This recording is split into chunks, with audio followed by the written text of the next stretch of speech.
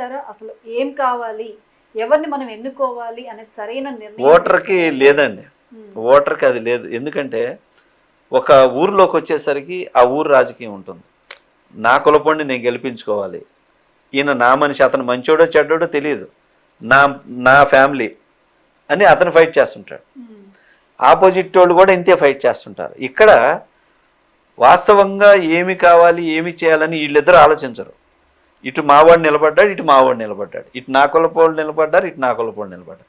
ముందు మనోళ్ళు గెలిపించుకోవాలనే దగ్గర ఉంటారు తప్ప వాస్తవంగా మన పబ్లిక్కి మనం ఏం కావాలి, మనం ఎక్కడ దిగి ఎవరికి సపోర్ట్ చేసి ఏం చేసుకోవాలనేది పబ్లిక్కి అసలు క్లారిటీ లేదు. వాళ్ళకి ఏం లేదు, తెలియదు. మీరు ఎక్కడ నుంచి చూడండి ఇప్పుడు తీసి ఏ కులము నా కులం మీద అన్ని మాట్లాడుతుంటారు తప్ప వాస్తవంగా మన రాష్ట్రానికి ఇది కావాలి, మన ప్రజలకి ఇది కావాలి, ఇది లేదు, ఇది చేయలేదని పబ్లిక్ నుంచి ఎటన్నా రియాక్షన్ వస్తుందని చూసారు. అసలు పబ్లిక్ ఓటర్ కూడా ఓట్ వేసేటప్పుడు ఫైనల్ గా మైండ్ లో ఏమనుకునేస్తాడు సార్ ఓటు అంటే ఇక్కడ అదే చెప్తున్నాగా మేడం, ఒక్కటనేది లేదు మేడం, వీళ్ళకి ఒకటని లేదు. అలా ఉంటే వీళ్ళని రిజెక్ట్ చేసేస్తారు. రీసెంట్ గా చూసాం సార్ మన తెలంగాణలో కొత్త ప్రభుత్వం కోరుకున్నారు, మార్పు కనిపించింది. ఇప్పుడు ఏపీలో పాలిటిక్స్ 10 సంవత్సరాలు చూసారు ఆ పాలన. వాళ్ళు ఇప్పుడు ఇక్కడ హైదరాబాద్కి వచ్చేసరికి ఇటు పరిసర ప్రాంతాలంతా బాగా చేశారు. ఆయనకి ఎవరైతే సపోర్ట్ చేసి మఫ్సల్స్ కానీ అటు డిస్ట్రిక్ట్స్ సైడ్ ఉన్నారో వాళ్ళందరూ మళ్ళీ ఆపోజిట్ అయిపోయారు. సో అట్లాగా వాళ్ళు అటు ఇటు చూస్తూ ఉంటారండి. 10 years ఒకసారి వాళ్ళకి ఒక చేంజ్ కావాలి. అంటే మనకి ఇంకా కమింగ్ 2-3 months లో మనకి ఏపీలో కూడా అక్కడ కూడా వచ్చింది ఎలక్షన్. ఇప్పుడు చూడండి ఎంత హీట్గా వెళ్తున్నాయంటే ఏపీలో. మీకు తెలియదు కాదు, Sharmila Telangana AP PCC chief గా వెళ్ళారు. ఎలా ఉండబోతున్నాయి ఏపీ పాలిటిక్స్, ఏపీ ఎలక్షన్స్ ఎలా ఉండబోతాయి? డెఫినెట్ ఫైట్ అండి, డెఫినెట్ ఫైట్. కానీ ఈసారి అక్కడ ఎవరు వస్తారు అనుకుంటున్నారు? నేను అనుకుంటున్నారు అంటే నేను అనుకోవటం తెలుగుదేశం అండి. తెలుగుదేశం జనసేన వస్తుంది అనుకుంటున్నారు. డెఫినెట్ వస్తే బాగుంటుంది అని కూడా అనుకుంటున్నారు. ఎందుకంటే స్వతహాగా నేను తెలుగుదేశం, స్వతహాగా వస్తే ఏ విధంగా బాగుంటుంది అంటే డెఫినెట్గా చంద్రబాబు నాయుడు గారు ఇంత ముందు చేసిన పరిపాలన అంతా బాగా చేస్తున్నారు. సో మా హీరో పవన్ కళ్యాణ్ కూడా తను ఒక మంచి చేయాలి, ఒక ఆనెస్ట్ పర్సన్, తను ఒక చేయాలని అటువంటి వాళ్ళు ఇద్దరు కలిశారు. సో ఒక కొత్త రాష్ట్రాన్ని మళ్ళీ చేసుకొస్తారు, కలిసి వచ్చేదే. బట్ ఏంటంటే పబ్లిక్ తోటి ఈ సీట్ల దగ్గర వాటి దగ్గర కొంచెం గజిబిజి గొడవలు జరిగినా వాళ్ళిద్దరు క్లారిటీగానే ఉంటారు. సో డెఫినెట్గా ఆంధ్రప్రదేశ్ అభివృద్ధికి వాళ్ళు తోడ్పడతారని నేను అనుకుంటున్నాను. ఎందుకంటే ఇంతకుముందు చంద్రబాబు గారు చేసి చూపించారు కదా, ఒకప్పుడు ఉమ్మడి రాష్ట్రాన్ని ఆయన చేసి చూపించారు. సో డెఫినెట్గా ఆయన ఫస్ట్ టైం వచ్చి కూడా అంతా ఒక ప్లాట్ఫామ్ చేసి సెట్ చేశారు, ఒక అమరావతి అని, ఒక ఇదని. సో డెఫినెట్గా ఆయన వస్తే ఈసారి డెఫినెట్గా బ్రహ్మాండం. ఏంటి అసలు మన సినీ ఇండస్ట్రీ నుంచి ఆల్మోస్ట్ చాలా మంది కూడా పాలిటిక్స్ లోకి వచ్చేస్తున్నారు. మనకు తెలుసు చిరంజీవి గారు, పవన్ కళ్యాణ్ గారు, కమల్ హాసన్, రజనీకాంత్, ఇప్పుడు రీసెంట్గా విజయ్, అందరూ కూడా పాలిటిక్స్ లోంచి ఏదో ప్రజలకు ఏదో చేయాలని కోరుకుంటున్నారు. అంటే ఎందుకు సార్ ఆ ఇంట్రెస్ట్ ఎందుకు వస్తుంది? అంటే హీరోలు అయిన తర్వాత అల్టిమేట్ నెక్స్ట్ ఏం లేదు, పొలిటికల్ లీడర్ సీఎం అనేది ఉంది, దానికోసం వస్తున్నారు. అంతేనా సార్? అంతే, డెఫినెట్. అది తర్వాత ఏంటంటే ముఖ్యంగా పబ్లిక్కి ఇది చేయాలని రావాలి. సో అలా వచ్చే దాంట్లో మాత్రం ఇప్పుడు అలా వచ్చేవాళ్ళు నేను ఎమ్మెల్యేగా పోటీ చేస్తానని రావచ్చు కదా, కాదు, సీఎం అనేది. సో నెక్స్ట్ ఏంటంటే చెయ్యాలనేది వాటి కోసం. బట్ ఏంటంటే ఏమి చేయాలి, ఎందుకు రావాలనేది అట్లని అందరూ రావచ్చు, అందరూ రాలేరు. ప్రజలు అటువంటి వాళ్ళకి ఇప్పుడు పవన్ కళ్యాణ్ గారు వెళ్ళారంటే ఒక ఇది ఉంది, ఆయనకు పబ్లిక్ ఫాలోయింగ్ ఉంది. ప్రజలకు ఏమి చేయాలనేది పవన్ కళ్యాణ్ గారికి ఒక క్లారిటీ ఉంది. ఏది చెప్పినా ఒక పేపర్ చూడకుండా అనర్గళంగా మాట్లాడగలడు, దాన్ని డిస్కస్ చేయగలడు పవన్ కళ్యాణ్ గారు. బట్ ఏంటంటే ఫస్ట్ నుంచి ఈ రోజు నుంచి లీడర్షిప్ లేదు పవన్ కళ్యాణ్ గారు. ఫస్ట్ నుంచి తన కాలేజ్ చదివే దగ్గర నుంచి తనలో ఒక లీడర్షిప్ ఉంది, ఆ క్వాలిటీస్ ఉన్న వ్యక్తి. So he's right. అంటే ఈ సినిమాలు చూసి పవన్ కళ్యాణ్ అభిమానులు, ఆ అభిమానమే ఇటు పాలిటిక్స్ కూడా పవన్ కళ్యాణ్ని ఎంకరేజ్ చేయటం వల్ల పవన్ కళ్యాణ్ వెనక నిలబడడం, మద్దతు ఇవ్వడం జరుగుతుందా సార్? అంటే లాస్ట్ టైం కొంత అటు ఇటు అవుతా ఉన్నారండి. అంటే పబ్లిక్లో మేము ఇక్కడ ఇలా సపోర్ట్ చేస్తున్నాం, అక్కడికి వెళ్ళేసరికి ఆయనే మా హీరో, ఇక్కడికి వెళ్ళేసరికి మాకు ఈయన హీరో, ఇక్కడ ఈయన హీరో, ఇట్లా అయిపోతూ ఉందండి. కొంచెం దానికి టైం పట్టింది. ఇప్పుడు ఎదుటి వ్యక్తి ఏంటని చూసి ఎదుటి వ్యక్తిది అని తెలిసే వరకు సపోర్ట్ చేస్తారు. ఎదుటి వ్యక్తి ఇలా రాంగ్ అన్నప్పుడు ఇక అప్పుడు మళ్ళీ ఈయన బలం పుంజుకుంటారు. సో దానికి ఎప్పుడు ఆ టైం కావాలి. పవన్ కళ్యాణ్ గారు ముందు ఈ జరిగినవి అన్నీ కూడా ఒక రకంగా మంచిదే. ఎవరు బెస్ట్, ఎవరు రైటు, ఎవరు నిలబడ్డారని తెలుస్తుంది పబ్లిక్. ఇప్పుడు తెలిసి వస్తుంది. సార్ అప్పుడు చిరంజీవి గారు ప్రజారాజ్యం పార్టీ పెట్టారు, తర్వాత కొన్ని కారణాలతో కాంగ్రెస్లో కలిపేశారు, అయిపోయింది. ఇప్పుడు పవన్ కళ్యాణ్ గారు జనసేనతో ముందుకు వచ్చారు. నిజంగా ఇది వారికి ప్లస్సేనా? 100% ప్లస్ అండి. చిరంజీవి గారు చాలా మంచోడు అండి. చిరంజీవి గారు అసలు అంత మంచి వ్యక్తి, చాలా మంచోడు.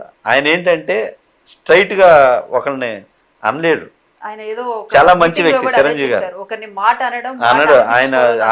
ఆయన ఇంకా అనిపించుకొని ఆయన సైలెంటే వెళ్ళిపోతాడు. పవన్ కళ్యాణ్ గారు అనిపించుకున్న మళ్ళీ ప్రశ్నిస్తాడు అక్కడ.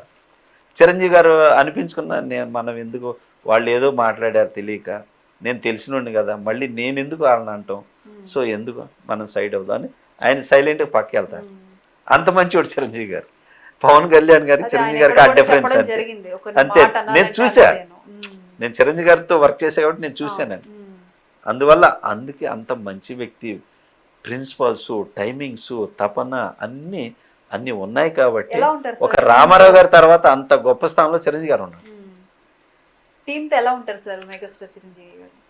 చాలా బాగుంటారు, చాలా బాగుంటారు. ఎవరు వచ్చారు, భోజనాలు ఎలా వస్తున్నాయి, టిఫిన్లు ఎలా వస్తున్నాయి, అందరికి బాగున్నాయా, అందరికి కరెక్ట్గా అందుతున్నాయా, అన్నీ చూసుకుంటారు. చాలా మంచోడు అండి. అందువల్ల ఇన్ని సంవత్సరాలు మెగాస్టార్ ఉండగలిగాడు. సార్ అండ్ ఇంకా మీ విషయానికి వస్తే, కమింగ్ మీకు డైరెక్టర్ ఎలక్షన్స్ రాబోతున్నాయి. అవునండి. మీరు నిలబడుతున్నారా, పోటీ చేస్తున్నారా? నిలబడుతున్నాను, ప్రెసిడెంట్ గా నిలబడుతున్నా. ఈసారి విజయం సాధిస్తున్నా. లాస్ట్ టైం ఓడిపోయాను నేను.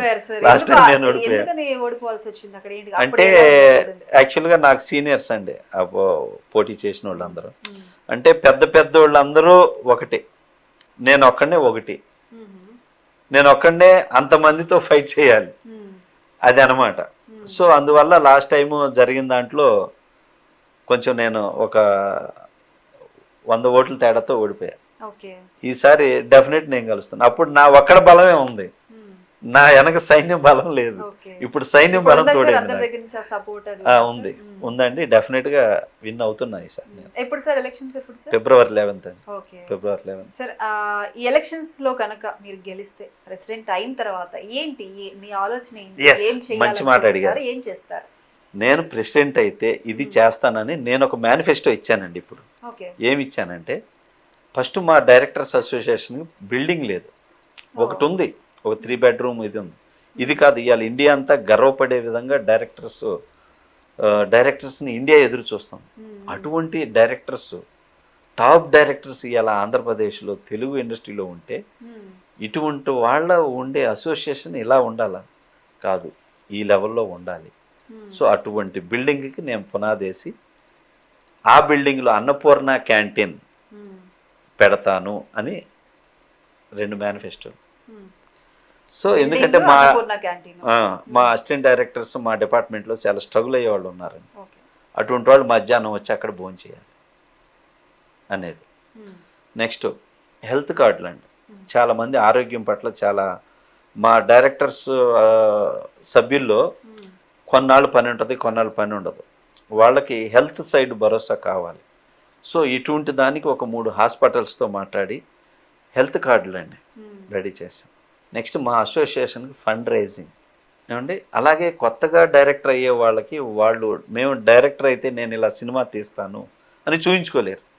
సో అలా వాళ్ళు చూయించుకోవటానికి, ఒక డెమో చేసుకోవటానికి కెమెరా, డబ్బింగ్, ఎడిటింగ్, ఈ ప్రాసెస్ ఏమండి. ఎవరికన్నా ఏ ఫ్యామిలీకి, ఏ సభ్యుడికైనా ఆపద వస్తే నేను 24 hours టచ్లో ఉంటా. ఇది TFDA హెల్ప్ లైన్ అని, ఆ హెల్ప్ లైన్ నుంచి మీకు ఎనీ టైం ఒక కుటుంబ సభ్యుడిగా, అంటే Telugu film directors association. So దాని సభ్యుడిగా మీకు 24 అవర్స్ నేను మీకు అండగా ఉంటా. ఎవరికి ఏ సమస్య ఉన్నా నా దగ్గర రండి, నేను మీతో ఉంటా, మీ సమస్యని సాల్వ్ చేస్తా అని ఇవి మేము పెట్టిన మేనిఫెస్టో. ఇంకా ఉన్నాయి కొన్ని. నిజంగా సార్ బాగున్నాయి. అంటే నిజంగా ఇవన్నీ కూడా ప్రతి ఒక్క డైరెక్టర్ ఇంతకు ముందు ఉన్నోళ్ళందరూ ఏంటంటే అసోసియేషన్ నడుపుకుంటూ వచ్చారు కానండి ఇలాంటి డెవలప్ ఏం చేయలే. వాళ్ళు ఏంటంటే పెద్దోళ్ళందరూ మా ముందు చేసిన భరద్వాజ గారు, కృష్ణారెడ్డి గారు, సాగర్ గారు, శంకర్ గారు, వీరశంకర్ గారు, కాశీ విశ్వనాథ్ గారు వీళ్ళంతా నడుపుకుంటూ వచ్చారు. సో ఇలాంటివి వాళ్ళ మైండ్లో వచ్చినట్లేదు. సో అందుకని ఇవన్నీ చేయాలని నేను చెప్పాను. అనేది చాలా ఉపయోగకరం. ఎందుకంటే ఎవరికి ఎలా ఉంటుందో, ఎప్పుడు ఏ టైంలో ప్రాబ్లం వస్తుందో ఎవరికి. ఇంకొకటి 24 అవర్స్ అవైలబిలిటీ ఉండటం. ఒక హెల్ప్ లైన్ నెంబర్ ఇచ్చేసి 24 గంటలు అందుబాటులో ఉంటాం. నిజంగా ఇవే ఎవరికైనా కూడా చాలా ఇంపార్టెంట్ అనమాట. అవును సరే. ఇంకొకటి ఇప్పుడు మన సినిమాల గురించి మాట్లాడుకుంటే ఒకప్పుడు సినిమాలకి ఇప్పుడు సినిమాలకి ఎటువంటి వ్యత్యాసం ఉంది, కథల్లో ఎలా ఉంది మనం అన్ని చూస్తూనే ఉన్నాం. కానీ ఇప్పుడు మన సినిమా పాన్ ఇండియా రేంజ్ నుంచి వరల్డ్ వైడ్ వెళ్ళిపోయింది. ఆస్కార్ స్టేజ్ మీద మనం నిలబడ్డాము. నిజంగా ఎలా అనిపిస్తుంది సార్? చాలా హ్యాపీ అండి. దీనికి ఫస్ట్ థ్యాంక్స్ రాజమౌళి గారికే చెప్పాలి. ఎందుకంటే తెలుగు ఇండస్ట్రీని నేషనల్ లెవెల్లో తీసుకెళ్ళి పాన్ ఇండియా అని చేశారు. తను ఒక్కనే చేసుకోలే, తెలుగు హీరోల్ని తీసుకెళ్ళాడు, తెలుగు డైరెక్టర్స్ని తీసుకెళ్ళాడు, తెలుగు టెక్నీషియన్ని తీసుకెళ్ళిపోయాడు. Hats off. ఇప్పుడు అక్కడి నుంచి పాన్ వరల్డ్కి తీసిపోయాడు. ఇప్పుడు వరల్డ్లో కూర్చోబెడుతున్నాడు నెక్స్ట్. సో అందువల్ల మన పేరు ప్రఖ్యాతుల్ని ఆ స్థాయికి తీసుకెళ్ళినందుకు మన రాజమౌళి గారికి నేను ప్రత్యేకించి రాజమౌళి గారికి కానీ అండ్ మన సందీప్ వంగాకి కానీ మన కేజీఎఫ్ డైరెక్టర్ తన పేరు ఏంటంటే తనకు కానీ వీళ్ళందరూ కూడా ప్రత్యేకించి కృతజ్ఞతలు చెప్పుకుంటారు. అందరికీ సాధ్యం అవుతుందా సార్ అంతటి గొప్ప సినిమాలు తీయటం? ఒక రాజమౌళి గారి లాగా తీయటం చాలా కష్టం అండి. తను అంత కమిట్మెంట్తో చేసుకెళ్ళేవాడు. ఆ ఓపిక, ఆ కష్టం అన్ని అందరూ చేయలేరండి, రేర్. అందుకే తను ఒక్కడే అవ్వగలిగాడు, నంబర్ 1 అవ్వగలిగాడు, అందరికీ మార్గదర్శకుడు కాగలిగాడు. సరే ఇప్పుడు మీరు 4 ప్రాజెక్టులు 5 ప్రాజెక్టులు ఆన్ సెట్స్ ఉన్నాయి, వర్క్ జరుగుతుంది. ఎవరు అనుకుంటున్నారు సార్ హీరో ఎవరు ఏంటని చెప్తారా ఏమన్నా? హీరో అంటే ఇప్పుడు నేను చేసేవాళ్ళు ఇంకా కరెక్ట్గా పేర్లు తెలియదండి, ఇంట్రడ్యూస్ చేయాలి.